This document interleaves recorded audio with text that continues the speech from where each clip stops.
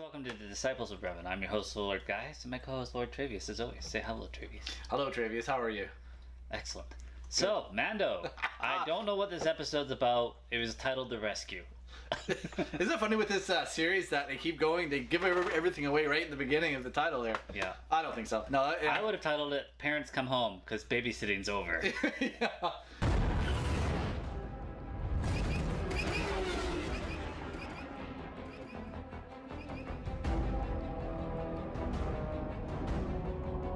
We're waiting all season for this one. We finally got it, and what an episode this one was, eh? Yeah, it was alright.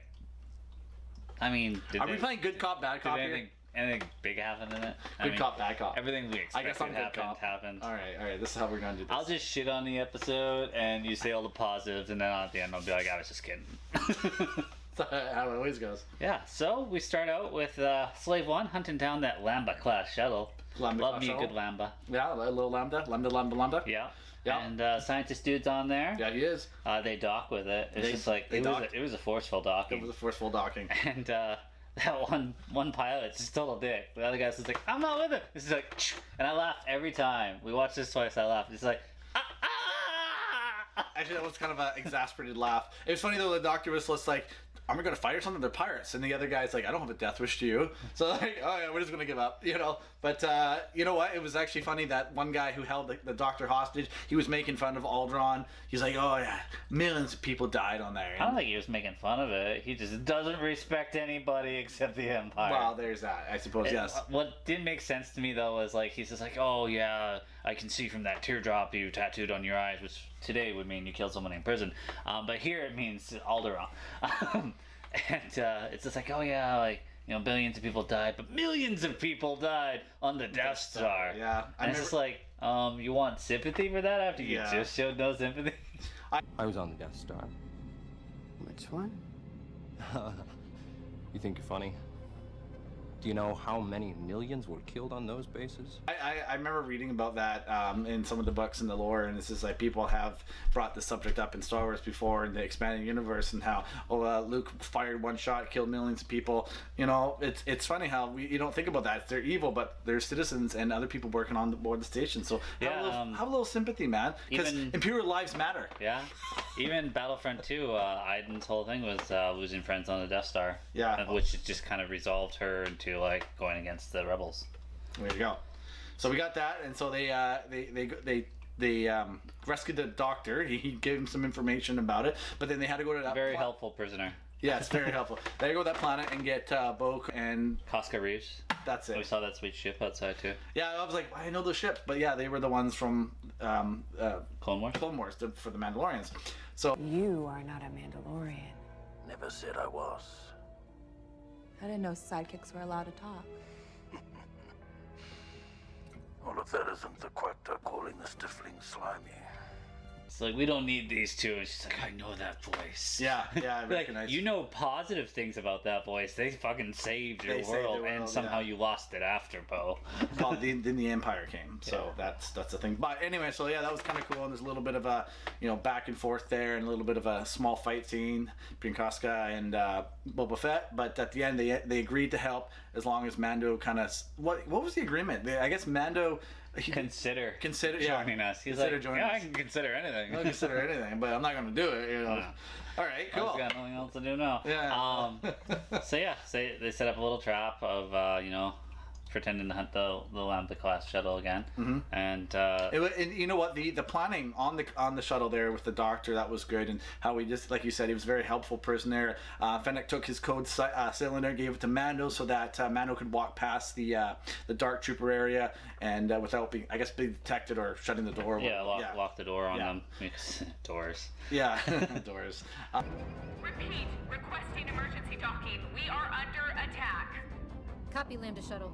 Request received. Launch TIE fighters. Stay clear of launch tube. Deploying fighter squadron. So that was good, and so yeah, it was a kind of a setup. The Lambda class shuttle flew in under the guise of being attacked by Slave 1. I still don't think that Bo should have been the one calling, because like Gideon's just kind of, he looks suspicious too, but like he might know her voice. If anybody on that ship, he might know her voice. You know what? I almost have a feeling that he did know that was them. and that he didn't care because he has his Dark Troopers, right? Because I really think that if he really wanted to destroy them, and if he knew, he just fire on that Lambda shuttle or something like that, right? But anyway, so I kind of have a feeling, you know, that was kind of a sub thing that maybe he knew. Well, they didn't even mention that, you know, they had the scientists on board when they're just like, oh, we're under attack. Like, you know, give your high value so you don't get blown up. That's true. What does the Empire care? They're sacrificing each other so they don't tell secrets. Well, and that pilot from in the beginning of the episode too said, "You do know who this is? Is a high-profile doctor and stuff like that." So, anyways, but I thought it was really cool how they kind of crash landed there. That was pretty neat. I was kind of amazed by the how fast or how slow the TIE fighters would deploy. One at a time.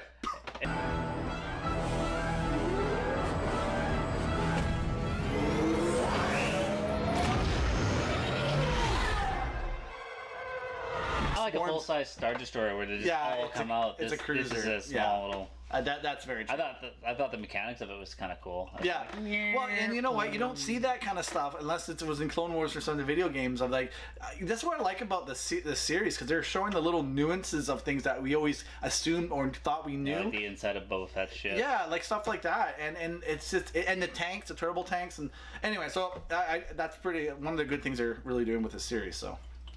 Yep, and then so they go in. All 4 girls just start laying waste to stormtroopers. Is a little bit of a girl power there. Bobo, it's girl power and but like you know what, it was good. It's cool developed character girl power. Yeah, though, it wasn't just like no. It wasn't just like, oh, here's a female. Because she's female. Here she's it's not like that. They developed their characters. It wasn't the Harley Quinn movie. Out of here!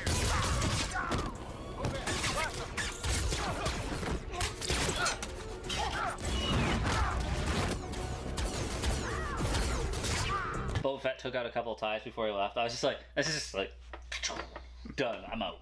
Yeah, but it's funny though that was the last time we saw him in that episode though. Yeah. I thought he would have a kind of. But he obviously came back to pick up Fennec. Yeah, Fennec and whatever else, right? And anyways, we'll get to that. But so the girl power. They had the 4 of them going in, and my gun's jammed. You need help with that? Nope.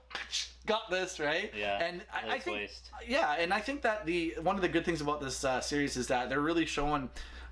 It's kind of going back to the old school. You can kind of envision like that one episode when they were back on Nelvara and they found that base, that hidden, that secret base. The fight scenes in the hallways and the alleyways, reminiscent of the Death Star fight with Han and Chewie and Luke and everything like that. And that's what they kind of did here again. So I thought that was pretty good, and they really focus in they have Fennec, who's a crack shot, and she's just like boom. Boom, and she's a great martial artist, so they basically John Wicked her in this one. I'm just like, she's kicking people and then shooting them. That is John Wick.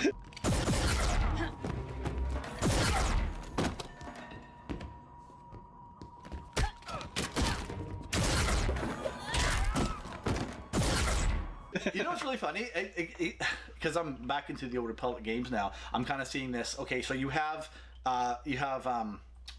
Fennec as your long-range person, and then you have your tank, which is Cara Dune, right? And then you have your healers, which is Bo-Katan, and that kind of role. It's kind of neat. Anyways, I'm just saying that. Did she marry Kyle Katarn and she became Bo-Katan? Is it Katan? No, it's Katan. Katan. No, I'm fine with that union. Yeah. So would I. Help me free Mandalore. I'm married. I'm in. There we are. I love the stormtroopers that are just like, there they are. Like, quit giving away your position, guys. It's like, you could have snuck up on them and shot one of them, but they're like, oh, they're over there. It's like, oh, you're dead. Yeah. And so on the other side of things, so they were the diversion. Mando slipped in. He didn't experience any resistance until he the doors for the Dark Troopers was starting to open, and he managed to get it shut, but one slipped out. One pried the door open. One dubstep Terminator slipped out. You know, the dubstep going on there. I don't know about that. I loved it. I love the dubstep Terminators, man. But they were like Terminators. It's like they're unstoppable. Like they were also they were also rock'em sock'em robots. I mean, I'm just like, oh my god, that's like totally that.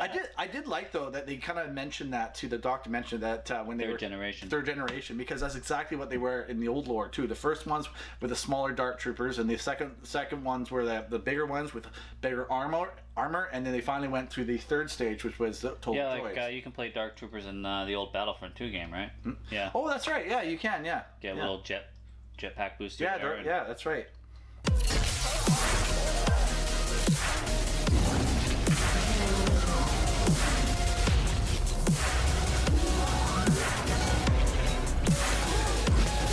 He didn't meet any resistance until he had that one dark trooper, and that was a good fight scene, I think. Yeah. He threw everything he had at it, and that whole part where the thing is like you said, the rock and sock and robots, he's pounding his head, and you see it, the Beskar is not going to crack, but the thing behind him is, right. That's still gonna freaking hurt, right? Yeah, he's probably concussed. So yeah, he fired the he put on fire. Yeah, he put it on fire, and it reminded me of the Grievous, except he's got no internal organs, so it's not going to kill him. I think he used like every weapon he had there, and Yeah, even he that used little his bird birds, things. Yeah, and finally it was the Beskar spear.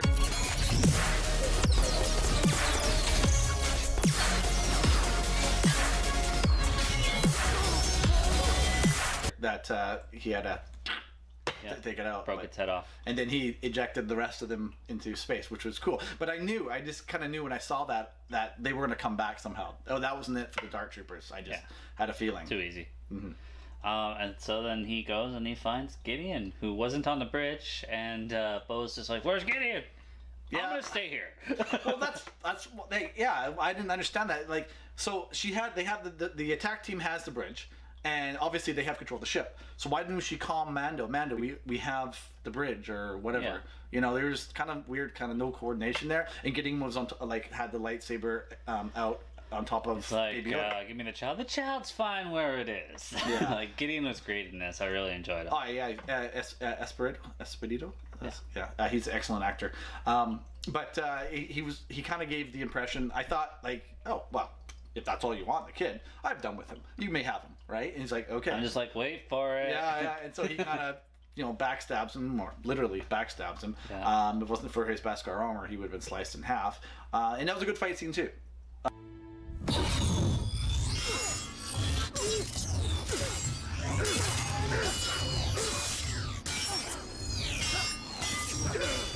He finally got his spear out and was attacking, and when they were connecting, it started to glow red because of the heat and everything like that.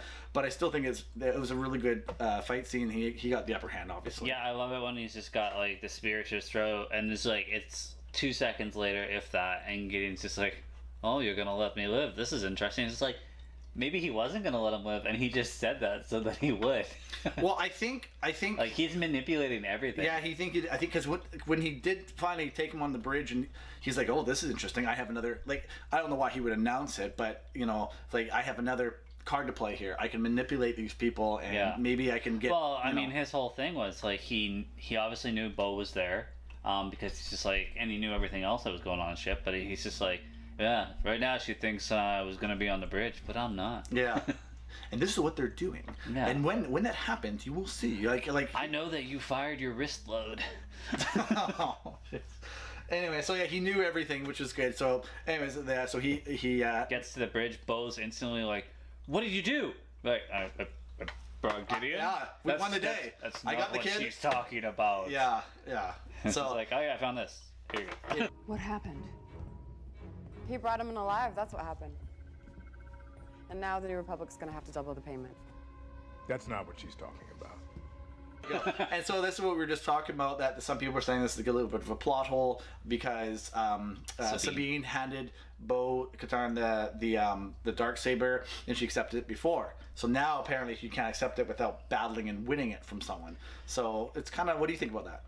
Well, see, it was a little all over the place because at first she was just like, "Oh, like I need to kill him," and then it wasn't like that she needed to kill him. She just needed him to surrender to her. And the thing is, it's a symbol. It doesn't actually have any power. No. It's just a regular lightsaber, except it looks cool. But it's a symbol for leadership on their planet, and the whole thing about it that I've researched about it is that it comes with a story. And if you don't have a good story of how you've obtained it, then people aren't that interested in following you. They're not just going to follow you because you have it. You have to have, like, when Bo originally got it, Sabine, like, gave it to her, and she had a story of how she got it, and, like, why she deserves it. Right now, Bo's just like, Mando gave it. Well, you've got a story. They're just kind of not doing it. Well, you know what? I wonder if it's to had a little controversy between Bo and Mando. Psycho crazy eyes from Bo, man. I was just like, she's like, again, they didn't establish you have to be killed to earn it. Yeah. But she's given off that vibe that she's gonna have to kill Mando to get it. She definitely was. I found a little bit. I don't know, stuck up in this one. I don't know if that's the right word for it, but adversarial. Adversarial, yeah. Because I just found that I don't know, she could have done more, or there was something more that was there. That just waited on the bridge, like, I need to win this thing. It's very important for me, but I'm just gonna wait here. Yeah. Like, what? You thought Mando was gonna just bring Gideon to the bridge so he could fight you? Like, that makes no sense. It belongs to her. She can't take it. It must be won in battle. In order for her to wield the Darksaber again, she would need to defeat you. Making sense. Yeah, so I don't know why she stayed there. Anyways, it is what it is. But so they got it up there. She didn't accept it. Gideon was kind of mocking them at this point, and then the Dark Troopers came back in as we knew they would. Dubstep Dark Troopers. And they came and they sealed the blast doors, and they were then there was a rock of sock and ropes, and they were about to pound the door open. Yeah. But then what happened? Well, they built the tension up. It was dire. Like, it's like, I'm gonna be fine. The child will be fine, but the rest of you. And then an X-wing comes by, and Cara's like, "Oh great, one X-wing, we're saved." And it's just like, once I saw the X-wing, I'm like, I knew, because earlier that day, Mark Hamill decided to go in an Instagram post. I'm like, fuck. That was from Mark Hamill himself? Yeah. He didn't say anything. He went like this. Well, he did it because people were already shouting spoilers. Yeah. So he put.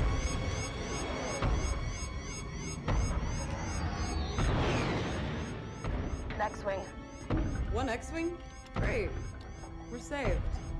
Put up a picture going this, and I was like, shit. Well, anyways, so it is what we thought. Well, we did make this prediction.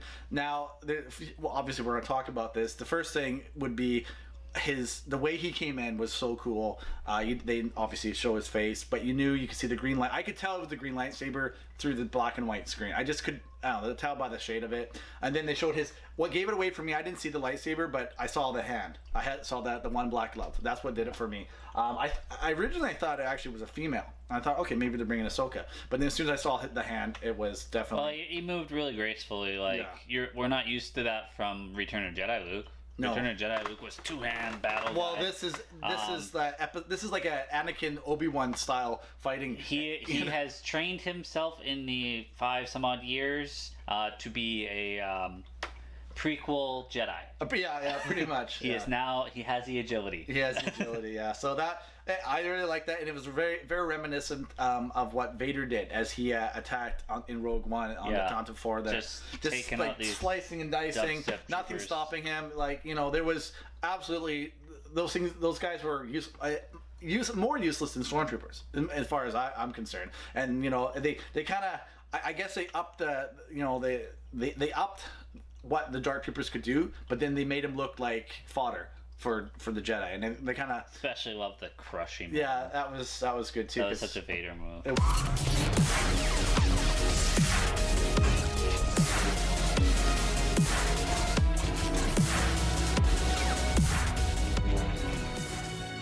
He comes up to the bridge, and they take it. They finally show who it is. And what do you think about the CG?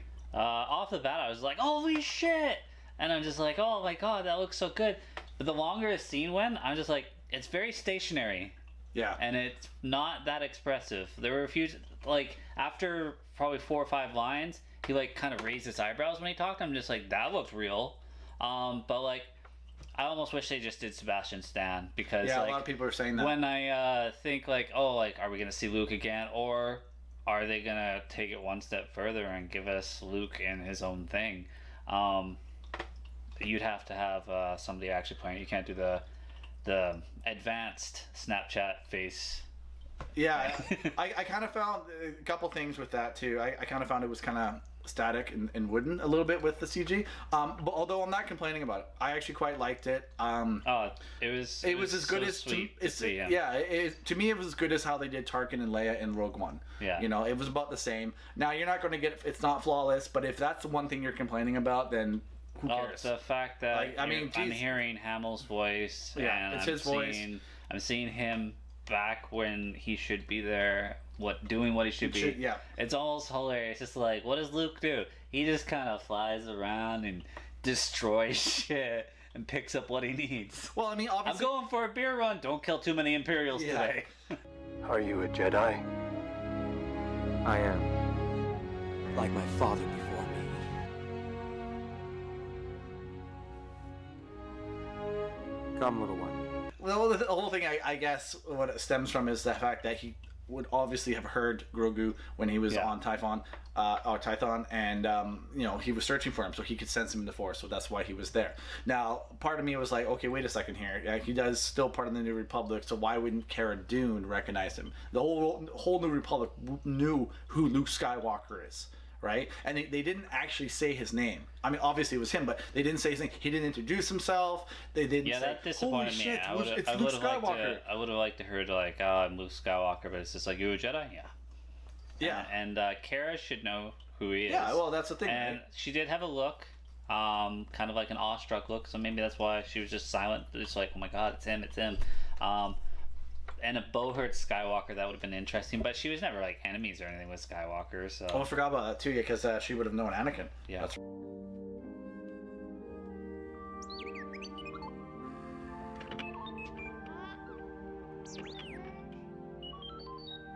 revelation. It makes the most sense. If they had gotten, I knew they weren't going to get Ahsoka back because she's not there to train. She had the chance, right? And if they had someone like Ezra, it wouldn't make sense unless they're creating something else. We know at this point. No, Ezra's going to be in the Ahsoka series. Yeah, Guaranteed. we know at this point in the galactic history, regardless of canon or legends, that it's 5 years after the Battle of Endor. The Empire remnants are there. Luke's starting to search out Force users and start training his Jedi in this Jedi Academy. So you're in the right time frame here, which is really cool. And I really thought, you know what? Who else is Grogu going to go with? There's no one else, right? Why would any Force sensitive person, if they're trying to train something, why wouldn't they bring him to Luke? Because he's trying to reestablish the Order. It would actually make sense for Caleb because that's what he was also doing, was going searching for her kids to start the Order back up. Sorry, who? Caleb from. Oh, Yeah, I gotta keep saying it. Fallen Order. Right? yeah. But that's. I don't think. Yeah, I don't think that would have. Hey, A lot of people don't know about that, so Yeah, they they're people know about the Clone I think he's gonna show up. Well, that's fine, and that's good. I mean, I obviously have to play the game too to understand the storyline. You have failed me, Inquisitor. Avenge us! Run! No! You would be wise to surrender. The fact that they have Skywalker now, so now we're ending the story arc for Grogu. I don't feel that. Obviously, there would be some kind of book or comic or something that's going to tie in, like what happened to him before Episode 7. There would have to be. I don't, unless they're going to bring him back in one, if they continue Mandalorian, unless they bring him back, I don't think they're going to continue his story. I think his story arc is done, and I think we're going to move to different things. I think it's going to be more of the Mandalore, Bo-Katan, maybe even Ahsoka or something like that. I don't feel that the character of Grogu is going to necessarily be back. Before I get into that, let's just point out the fact that Mando took his helmet off because Grogu's like, I want to see your face. That's right. Yeah, good point. We never did get like Dada or anything like that. I was expecting him to say something. You know, we're expecting him to say Dada, but he's 75 years old. 50. Whatever. 50 years old. I don't think it would have been Dada. I think he would have said like Mando or something like that. But I'm actually, at first I thought it would have been cool. I thought, oh, he's going to say something. But no, let sleeping dogs lie. We already know that we've already just got Skywalker. We don't need anything else. I loved it that he took his helmet off, and then Luke's seen him. Everybody's like seen him now. It's just like well, technically his back of the head was to everyone else in the room. Yeah. Well,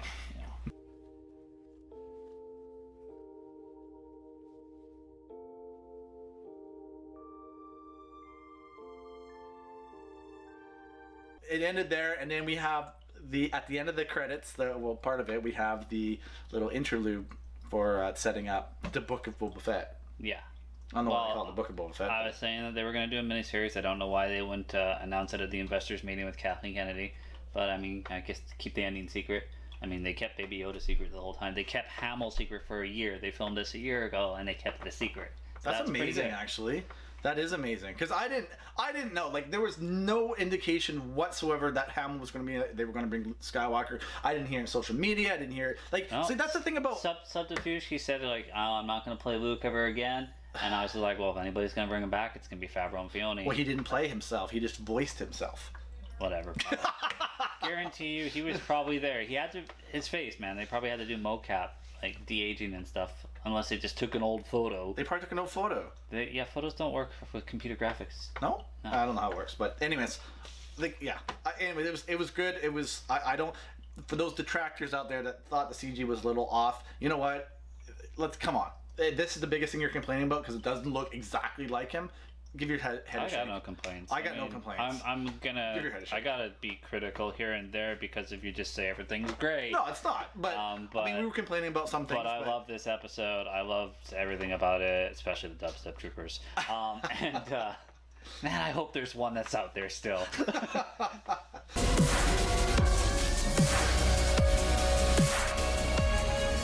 This season was more of a fan season than last season. Like, the last season was good. This one upped the level, and it's just the tributes they gave to the fans in this, and the characters and the things they brought into it are just awesome. Like, they're, you know. Well, it's funny because this season almost like just launches like 4 or 5 shows.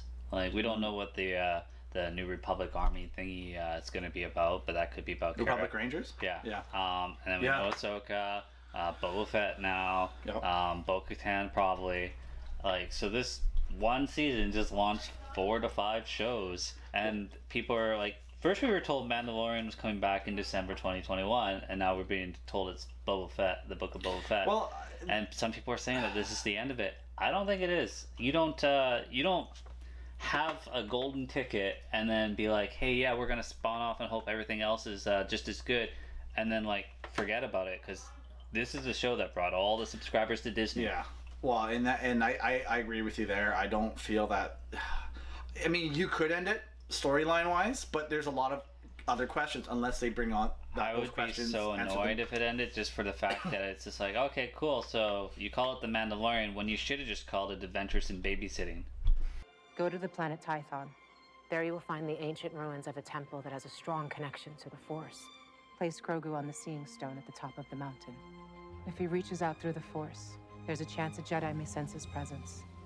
Because since the first episode, that's what it was. Yeah, Adventures in Babysitting. Well, and that's the other thing too. Like, I want to see Din Djarin. I want to see what his purpose in all this is, other than babysitting. Because that's all it has. If you think about it, like, our first thoughts before we even saw Baby Yoda was the Mandalorian. Like, is this going to be about a Mandalorian who becomes Mandalore?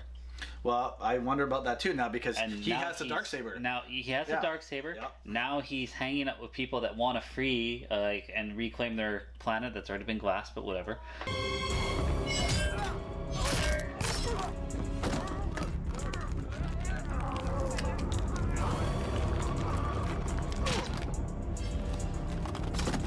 I'm more excited now about season 3, even though we're probably looking at a year and a half to 2 years now. Depends. It's like, we know that Deborah Chow is going to do the Obi-Wan Kenobi series, so they're selecting different people. I would give Rick Fukunami or Fukuyagi a series, because the episodes that he's directed and written have been great.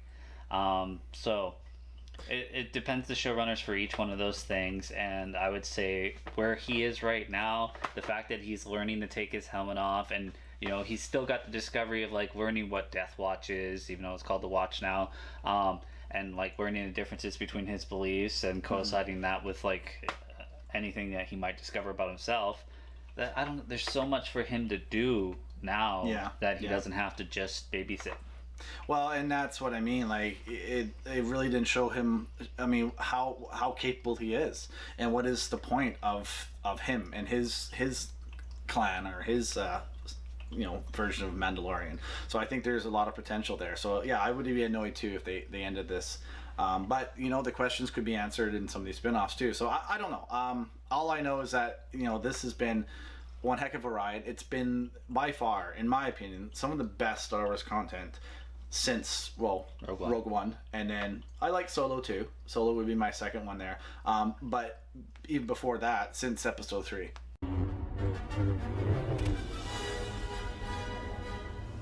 It's over, Anakin! I have the high ground! No offense to what they try to do in 7, 8, 9, but it falls flat with what we know as Star Wars. It's all over the place. Yeah, and we've already talked about that in depth. We don't need to get into it. But now that Disney knows that they can do well on live action shows, and that's why they've announced all these things. And I think that's what they were waiting for. They wanted to see what the reaction the fan base was going to be with the second season. The first season was great, but they didn't want to put all their eggs in one basket with that. They want to see if people would come back or people would enjoy this as much as the first one, and they have. And another observation I've got is they had this idea of we're going to do standalone movies and people are going to be happy with that. But let's look at our standalone movies now. People want story and characters developing, so you kind of almost have to do a trilogy each time. But what's happened now is we had Solo, and now we're going to get a Lando series. So we're actually going to continue on with the characters in that time zone, or somewhere around there.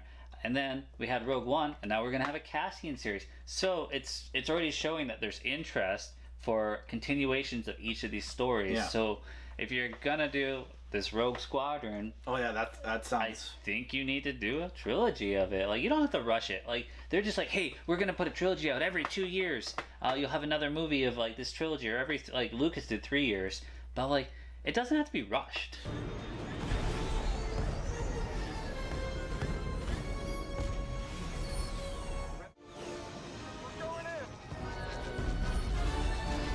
Well, and I think that's what happened was that they didn't really have quality control of 7, 8, 9 because they were going. Actually, that's true because it was The Force Awakens, Rogue One, Last Jedi, Solo. No. Oh yeah, Solo. Yeah, but that's right because they came out, and that was stupid too. They came out 6 months right after that, which sucked. And the Last Jedi, and then Rise of Skywalker. What? Bob Iger, that was his decision. Oh yeah. And so I think the market was oversaturated with Star Wars, and I think they've realized that Well, I don't think that's the case though, because if you look at it, then it's oversaturated with Marvel movies because we get 3 Marvel movies a year, but they all succeed financially and they're all fairly well revered. I also don't think though that people that are fans of the Marvel aren't as critical as Star Wars fans. I really don't think so. You don't hear the big backlash on Marvel movies like you do a bit, but not like you do for Star Wars. Star Wars is ingrained in our childhood psyche, right? It resonates deep with us, right? Whereas Marvel, the comics have been around for years, and people have observed them, and there's been some good movies, there's some bad, and there has been backlash, but not to the extent. You don't get people getting actors getting death threats because they didn't like a Marvel movie.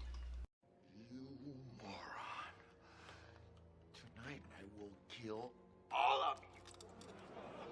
I will kill all of you. I always get into this argument with people over Star Trek is because it's just another fan base just as critical. I agree. Yeah. If you are shitting on somebody in these shows, you are not a Star Trek fan because Star Trek is about acceptance, and unless you're an Imperial and you want to mock somebody about Alderaan, Star Wars is also about acceptance. Yeah. Nobody gives a shit about color and race in Star Wars except the Empire. But that's why they're the bad guys. Take the note. Well, yeah, I see what you mean. And yes, Star Trek fans are definitely as critical as Star Wars fans. But I think that's what the thing is here, though. And Star Wars means to us what it kind of reminds us of our childhood. Not me personally. Yeah, I didn't know if you wanted me to go there or not, Mr. Teenager, when you want it. I maybe watched it when I was a kid, but I didn't get into it until I was 13. But then you overcompensated, so I'll allow it. Yeah, I sure did overcompensate. Yeah. Anyways, so it's been a great series. It's been a good season. I really think that if they don't continue it, it'd be disappointing. However, they can also expand this universe now. If they don't continue it, I want a trilogy of him becoming Mandalore.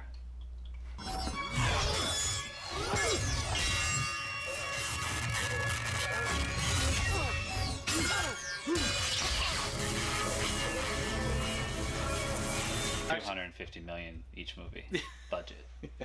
I think that would be cool. And think about it, like if you want like a guaranteed success, because they're all like, oh yeah, like we need to make the $1 billion movie every time.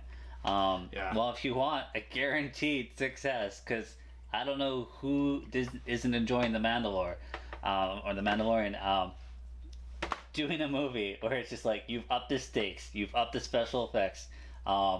I don't see how that could not succeed. I'm actually wondering though if there's a little bit of a curse with Star Wars movies now because of the critical backlash that has happened in the last few movies. I'd say the last 3 movies there's been critical backlash, right?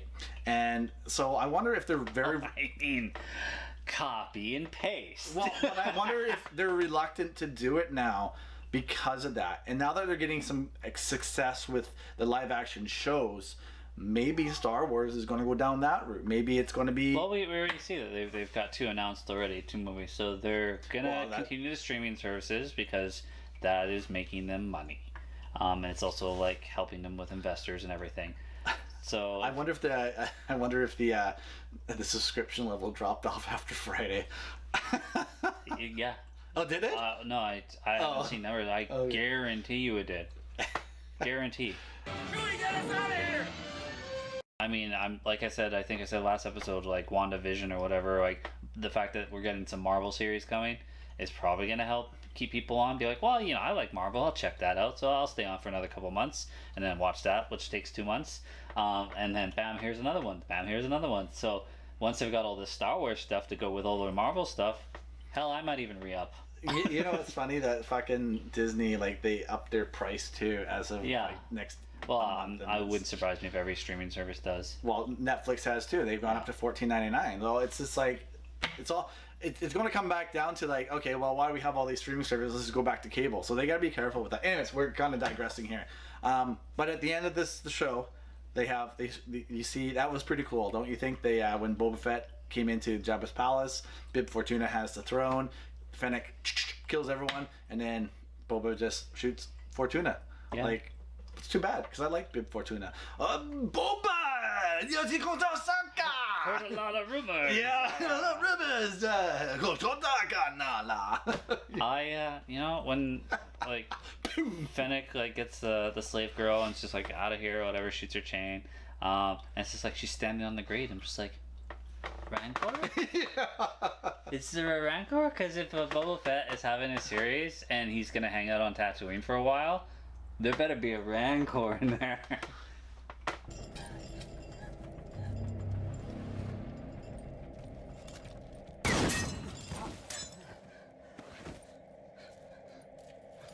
You gotta feed your enemies to somebody. Who knows? I think I think it would be kind of cool. They if with the Boba Fett series, I think they should, and they probably will. What's her name in the Mos Eisley? Ellie. Yeah. They'll probably have her and Cobb Vanth too. No, they won't have her. Cobb Vanth. I don't know if Cobb Vanth would fit. I think he would. I think we're going criminal underworld here with Boba. Like it feels weird because like we just saw Boba be the hero.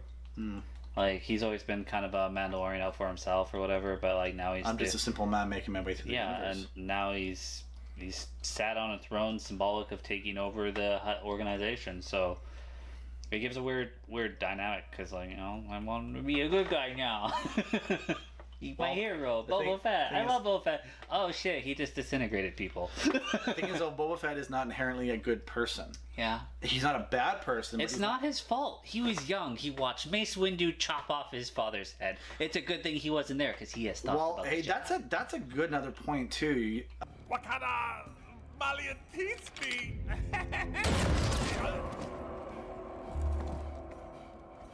Boba Fett, he wasn't there on the bridge, but he has a distaste of Jedi. Yeah. He does not trust them. He does not like them. And so in some of the series that happened afterwards, he would actually in the Clone Wars, which is canon, and he actually laid a trap for Mace Windu because he was trying to go revenge after him for killing his dad. As much as we joke about it, now that there are series, certain deaths don't count as much because if they can make a cameo and get you excited, they will. What are you talking about? Mace Windu coming back. Oh, I don't think he's coming. I think he is. I don't think so. I think at some point you will see Mace Windu, because they can be like, yeah, we don't really. Dude, he got blasted out of freaking.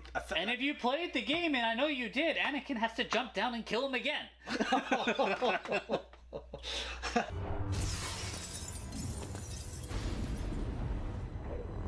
I didn't finish the job. Yeah. I'm still alive, motherfucker. He literally jumps out the window and battles him on a platform. Like. Is that the episode 3 game for Yeah, Xbox? Oh, Revenge of the Sith, I believe. Yeah, that's right.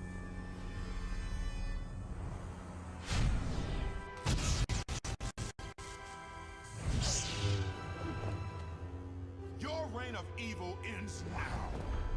No, it's your treachery that's finished. I just feel that I don't think it is. He fell out of a 100-story window, and I remember watching Anakin jump off of a speeder and fall. So. Goodbye, Gina. I don't think so. He would just use his anger. I would to almost put soften his money anger. on it that they won't bring. Well, I won't put money on it because I've been wrong before. I didn't think they'd bring Darth Maul back after he was cut in two.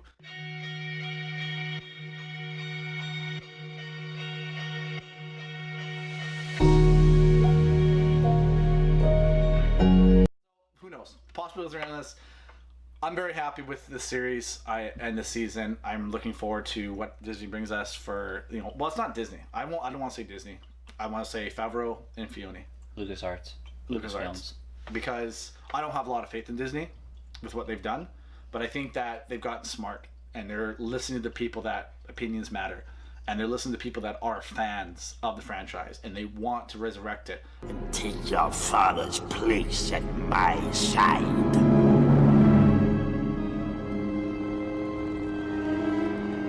Till our next Star Wars. It might be a year. This is our last one, so should we celebrate? Oh, we don't have anything to celebrate with. Oh, Merry Christmas, Happy New Year. Have a good Stay holidays. safe out there, and may the Force be with you always. Yes. As always.